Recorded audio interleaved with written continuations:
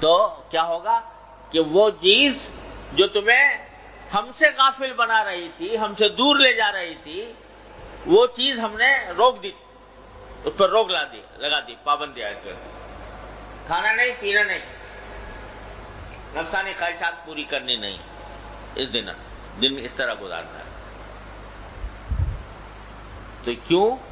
تاکہ جب یہ گزر چکے تو رات کو کھڑے ہو جاؤ ہمارے سامنے. اب یہ جو دل پہ غبار آیا ہوا تھا، غفلت کا غبار، یہ دل پر جو ابر چھایا ہوا تھا، غفلت کا ابر، جو بے توجہی ہماری طرف سے ہو رہی تھی، رجوع اللہ کی طرف کمی آ رہی تھی، ہمارے ساتھ تعلق میں کمزوری پڑ رہی تھی، تو اب سارا دن تم نے بھوکا پیاسا رہے میری وجہ سے رہے نا.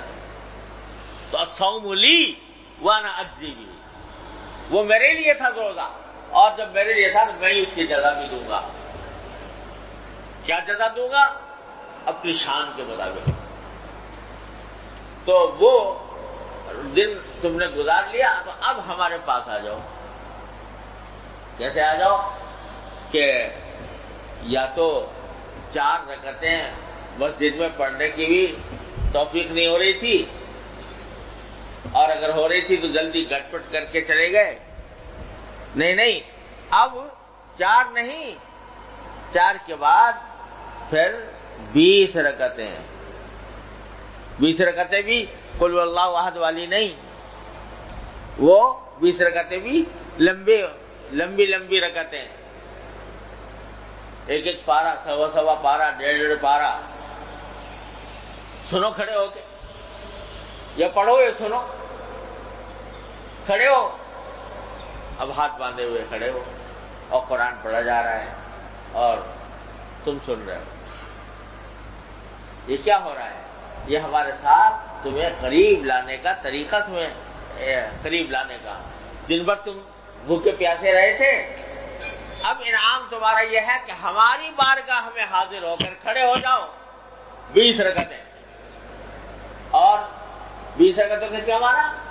20 رکعتوں کے معنی یہ کہ 40 سجدے. 40 سجدے، ہر سجدہ اس باری تعالیٰ کی بارگاہ میں، ہر سجدہ بندے کو اللہ تعالیٰ سے قریب کرتا ہے. قرآن سے تو بڑے پیار سے کہا ہے نا، ارے سجدہ کرو میرے پاس آ جاؤ. یہ لفظ ہے قرآن کریم میں، سجدہ کرو اور میرے پاس آ جاؤ، قریب آ جاؤ. اور اسی لیے حدیث میں رسول کریم صلی اللہ علیہ وسلم نے فرمایا کہ بندہ اپنے پروردگار سے کسی بھی حالت میں اتنا قریب نہیں ہوتا جتنا سجدے کی حالت میں ہوتا ہے. سب سے زیادہ قرب اللہ تعالیٰ کے ساتھ سجدے کی حالت میں آتا ہے. اسی لیے کہا گیا الصلاۃ معراج المومنین، نماز مومنین کی معراج ہے. کہ سجدے میں جب سر ٹکا دیا تو سجدے میں سر ٹکانے کے نتیجے میں اللہ تبارک و تعالیٰ کی سے قرب حاصل ہو گیا. وہ قرب جو معراج ہے بندے کی، وہ قرب حاصل ہو گیا. تو تمہیں کیا کیا کہ دن بھر بھوکا پیاسا رکھ کے تمہیں دنیاوی ان مشغولیات سے جن میں تمہارا دماغ ہر وقت لٹکا رہتا تھا، اس سے تھوڑی دیر کے لیے تمہیں الگ کر لیا، اور پھر 40 اپنے مقامات قرب تم کو عطا فرمائے. 40 مرتبہ سجدے اور کرو عام دنوں سے زیادہ. تو کیا مانا؟ 40 مرتبہ ہمارا قرب مزید حاصل کرو، ہمارے اور پاس آ جاؤ، اور پاس آ جاؤ، اور پاس آ جاؤ. سجدہ کرو اور پاس آ جاؤ. یہ تراویح میں ہے. اور یہ سمجھ لو کہ تراویح تو ہے ہی ایک سنت مؤکدہ. رسول کریم صلی اللہ علیہ وسلم نے فرمایا کہ اللہ تعالیٰ نے تمہارے لیے روزوں کو فرض کیا ہے، میں نے تمہارے لیے رات کی تراویح کو کیا کیا ہے؟ رات کے قیام کو سنت قرار دیا. اب سنت ٹھیک ہے، تراویح پڑھ لی، لیکن تراویح جو ہے یہ تہجد کا بدل نہیں ہے جیسے کہ بعض لوگ سمجھتے ہیں. تراویح مستقل نماز ہے اور تہجد مستقل نماز. تو ایک مرتبہ حضرت فاروق اعظم رضی اللہ تعالی عنہ جب یہ تراویح کی جو نماز ہے اس میں حضور اقدس سرور دو عالم صلی اللہ علیہ وسلم نے اپنی حیات طیبہ میں جماعت کا اہتمام نہیں فرمایا تراویح کی، اور اس لیے نہیں فرمایا کہ ایک حدیث میں فرمایا کہ میں نے اسے نہیں کیا تاکہ کہیں ایسا نہ ہو کہ اللہ تعالیٰ کو اتنا پسند آئے یا فرض ہی ہو جائے تمہارا، فرض کر دیا اور فرض ہو جائے گی تو بہت سے امتی جو ہیں میرے وہ اس فرض کی ادائیگی میں کوتاہی کریں گے اور اس کا نتیجہ خراب ہوگا۔ اس واسطے رسول کریم صلی اللہ علیہ وسلم نے جماعت کے ساتھ تراویح صرف 3 دن پڑھائی۔ وہ 3 دن بھی اس طرح کہ آپ اعتکاف کی حالت میں تھے، اعتکاف میں آپ کے ارد گرد ایک وہ چٹائی کا کمرہ سا بنا دیا جاتا تھا، چٹائی کا، اس میں آپ جب کھڑے ہوتے اس کے اندر تو آپ کا آدھا جسم مبارک تو اس میں چھپا ہوا ہوتا تھا، آدھا باہر، سر وغیرہ باہر ہوتا تھا۔ تو لوگوں نے دیکھا کہ حضور اقدس صلی اللہ علیہ وسلم نے نیت باندھی ہے نماز کی تلاوت کے ساتھ نماز پڑھ رہے ہیں، تو پیچھے وہ لوگ خود بخود آ کے کھڑے ہو۔ پہلے دن کچھ کم تھے، دوسرے دن زیادہ ہو گئے، تیسرے دن اور پوری مسجد بھر گئی۔ رسول کریم صلی اللہ علیہ وسلم نے امامت فرما رہے ہیں، صحابہ کرام پیچھے نماز پڑھ رہے ہیں، اتنے بڑے کہ مسجد بھر گئی۔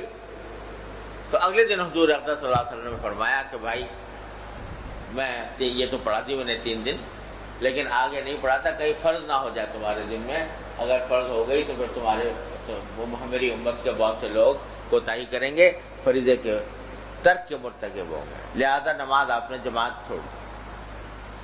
لیکن یہ ضرور فرمایا تھا کہ پڑھو، تو ہر ایک اپنی اپنی جگہ پڑھتا تھا۔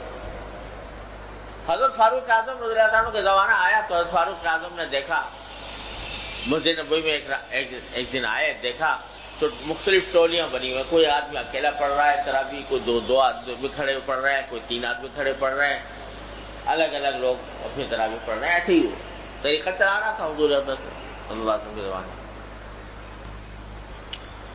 تو دل میں خیال آیا فاروق اعظم کہ اگر یہ الگ الگ جو پڑھ رہے ہیں آتے تو ہیں مسجد میں، گھر میں تو پڑھ نہیں رہے، مسجد میں آ رہے ہیں تو 2 کر کے پڑھ رہے ہیں، ایک کر کے پڑھ رہے ہیں، ان سب کو میں ایک ہی قاری کے پر کیوں نہ جمع کر دوں کہ ایک ہی قاری تلاوت کیا کرے، وہ سب اس کے پیچھے پڑھیں۔ کس کو کریں؟ تو حدیث میں رسول کریم صلی اللہ علیہ وسلم نے فرمایا تھا کہ سب سے اچھا قرآن پڑھنے والے ابی ابن کعب رضی اللہ تعالیٰ، تو ان کو بلایا، ان کو کہا کہ آپ پڑھیں۔ اب سارے کے سارے جو ہیں وہ الگ الگ ٹولیوں میں پڑھنے کے بجائے حضرت ابی ابن کعب رضی اللہ عنہ کے پیچھے نماز پڑھ شروع کر دی، اور یہی پھر سنت چلی آتی ہے حضرت فاروق اعظم کے بعد سے، تمام خلفائے راشدین اس پر عمل کرتے رہے اور سنت مستمر رہا اسی طرح۔ تو جب حضرت فاروق اعظم نے وہاں پر تراویح کا یہ سلسلہ مقرر فرما دیا تو ایک روز تشریف لائے مسجد میں، تو دیکھا سب بڑے پڑھ رہے ہیں، تراویح پڑھ رہے ہیں، تو اس کی تعریف فرمائی اور کہا کہ یہ ہے تو ایک نئی بات جو میں نے شروع کی، لیکن یہ نئی بات اچھی ہے، کیونکہ حضور اقدس صلی اللہ علیہ وسلم نے جہاں اپنی سنت کی اتباع کا حکم دیا، وہاں خلفائے راشدین کی سنت کی اتباع کا بھی حکم دیا، علیکم بسنتی وسنت الخلفاء الراشدین المہدیین من بعدی، آپ نے فرمایا۔ لہذا یہ بدعت نہیں ہے، یہ بدعت اس معنی میں بدعت نہیں ہے اصطلاحی معنی میں، بلکہ ایک اچھی چیز ہے جو خلیفہ راشد نے جاری فرمائی۔ پہلے تو اس کی تعریف کی، اچھا لگ رہا ہے بھائی، بہت اچھا نماز ہو رہی ہے، سب لوگ اہتمام سے نماز پڑھ رہے ہیں، پہلے تو تعریف فرمائی، پھر فرمایا ایک جملہ وہ یاد رکھنے کا ہے، اللہ واللتی تنامون عنہا افضل من اللتی تقومون بها او کما قال رضی اللہ تعالیٰ کہ بھائی تراویح تو اچھی پڑھ رہا ہو، یہ بہت اچھی بات ہے اور اچھی بھی لگ رہی ہے، بہت اچھی بات ہے، لیکن وہ نماز جس سے تم سوئے رہتے ہو وہ اس سے زیادہ بہتر ہے. وہ نماز جس سے تم سوئے رہتے ہو وہ اس سے زیادہ بہتر ہے. کیا مطلب؟ کہ آخر شب میں تہجد کی نماز، آخر شب میں تہجد کی نماز، قیام اللیل بھی جس کو کہا جاتا ہے، وہ اس سے زیادہ افضل ہے، یہ فرمایا ہے. تو اس سے صاف واضح ہو رہا ہے کہ تراویح اور چیز ہے اور تہجد اور چیز، اور دونوں اپنی اپنی جگہ مطلوب ہیں. تراویح بھی مطلوب ہے اور تہجد بھی مطلوب ہے. لہذا 20 رکعتیں پڑھ لی تراویح کی، وہ اپنی جگہ، لیکن آخر شب میں سحری سے ذرا پہلے کچھ رکعتیں تہجد کی نیت سے، قیام اللیل کی نیت سے بھی پڑھنی چاہیے.